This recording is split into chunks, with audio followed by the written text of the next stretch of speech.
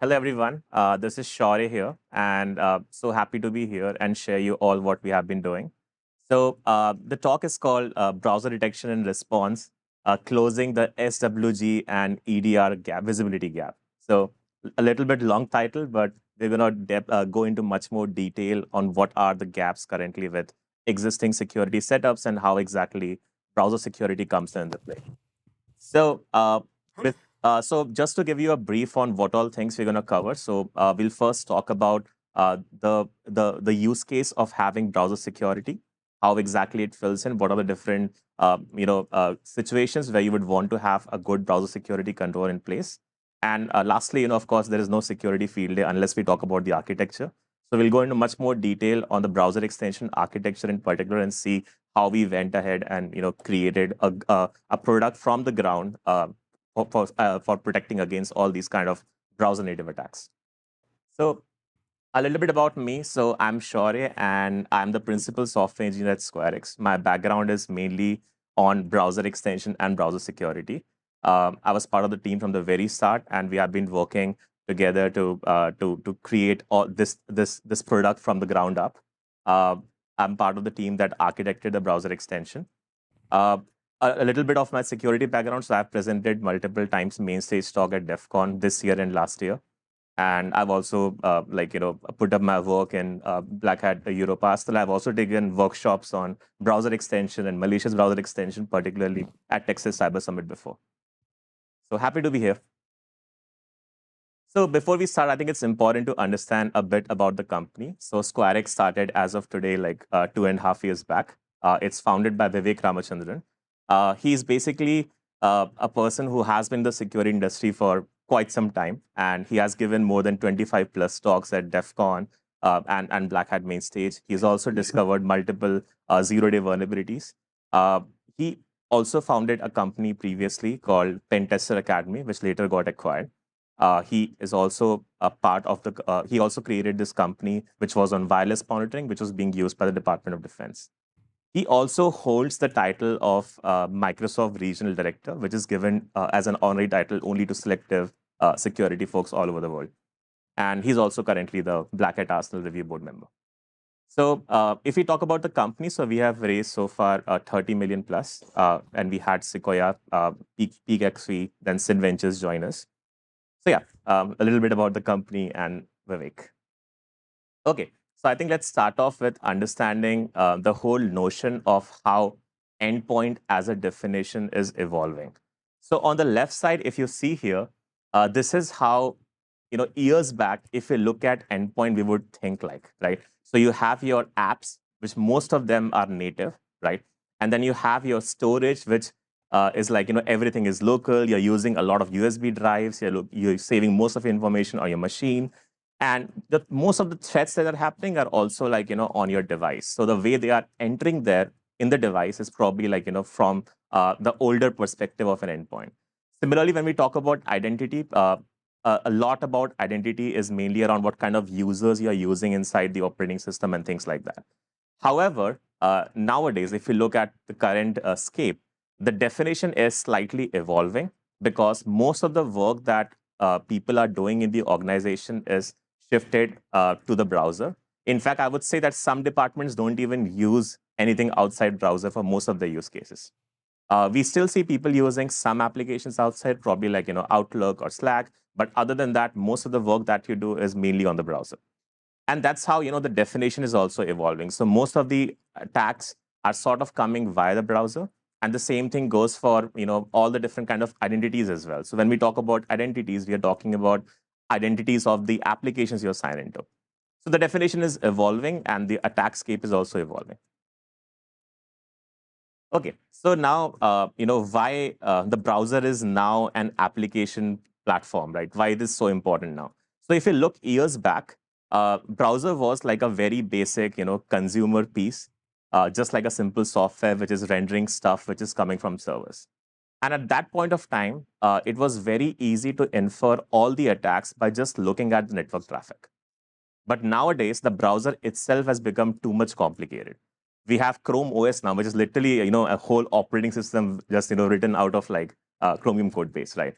And because of that, because the whole scape is evolving so much, we have so many new protocols. Like we have WebRTC, we have WebSockets, we have so many different things, and inspecting all of them is just not possible entirely at a network layer. So just looking at network traffic, inferring all application-based attacks is simply not possible.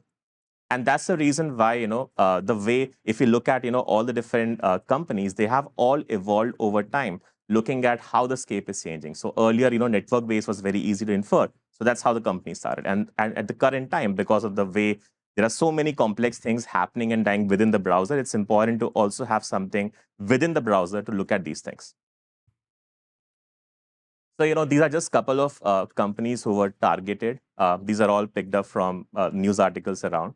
And all the different bubbles that you see here are directly or indirectly delivered via the browser. And this is something that, most of the organizations are falling victim to. And many a times they don't even have visibility on how it actually came through. And SquareX particularly has been, at a bit forefront. So we have been constantly researching on how browser security is coming. These are like a couple of research that we have done over the past few years, which was covered by a lot of different vendors. Okay, so now talking specifically about the three major pillars of browser-based protection. The first one is browser detection and response, which talks about protecting against any kind of attack that happens via the browser. Now, this could include your identity attacks. This could include your malicious extensions. This could include phishing pages, which are obfuscated and delivered in a really complicated way on the browser. So anything that comes inside the browser, that's where we call this category as browser detection and response. So think of it like an EDR, but inside the browser. The second category is mainly use cases which enterprise browser vendors are basically pitching, which is mainly around private access. So we'll cover that a little bit towards the end as well. And third is the browser DLP. So first, diving into the browser detection and response. So let's look at what EDRs can solve currently. So if we look at anything that is happening and dying within the browser, like for example, an identity-based attacks. Let's say someone has sent a link which contains like a permission consent-based attack where they're asking permission for something very sensitive. So you're sort of relying more on what controls your EDRs can do from that perspective, and that's something they have some limitations on because browser in itself is a very closed box. Anything that goes outside or anything that comes in is what they have visibility on. Second is like there are many formats like WebAssembly, which is also being used very extensively by the websites. Examples are websites like Figma, who use it very extensively to do very intensive work on the web applications. And that's where it becomes very tricky because this is not like a simple JavaScript file you can just look at and say like hey, this is something doing obfuscated, because that's like a binary file, and that binary file is living and dying within the browser. The same goes for browser extensions. The same goes for browser ransomware as well. This is also something very interesting which is coming these days. So yeah, so all these categories is something that EDRs need to evolve to, and they need to have something to take a look at what's happening inside the browser. Now, can SASE, SSE, or SWG solve this? So this is something that, again, like as part of the research we have done, we have covered. So they don't really have the context about the web page. So just to give you a very basic example, one of the attacks that we have seen, what happens is like, let's say there's a tab. And on that tab, there's a simple file that needs to be downloaded. So what attacker can do is they can just break that file into multiple chunks. And all these individual chunks are loaded as different network requests. On the client side, JavaScript, you just stitch all those chunks together and trigger a download. So what happens is that looking at those individual network requests, a proxy-based solution cannot figure out that as a whole, it's going to be a malicious file. But the moment it goes on the client side, you're sort of just relying on your EDR then. Like, the file is downloaded and you're just relying on your EDR to figure out like whether it will stop it. So all your controls just goes back to your last set of controls that you have, which is on the device. So that's like, one of the few gaps that we have seen where you cannot infer everything at a network level. That's just not possible. So as they don't have any kind of web app context, as they don't have, knowledge about how the user is interacting to the page, an example of that would be like, let's say you have a phishing page, which is fully protected by a captcha check. Now, what happens is like unless and until you complete the capture check, the login form will not appear. So any cloud-based scanning that is happening on that page will just have to rely on the fact whether to call it suspicious or not, maybe just looking at the domain, nothing more than that. So that's where like, all these things which are application level sort of brings that gap in place. This is something that was also admitted by, Palo Alto Networks very recently on their September press release, where they have mentioned that encrypted evasive attacks that assemble inside the browser can bypass traditional secure web gateways. And that's why, like, they're trying to push the narrative for, having a browser-based solution as well in place.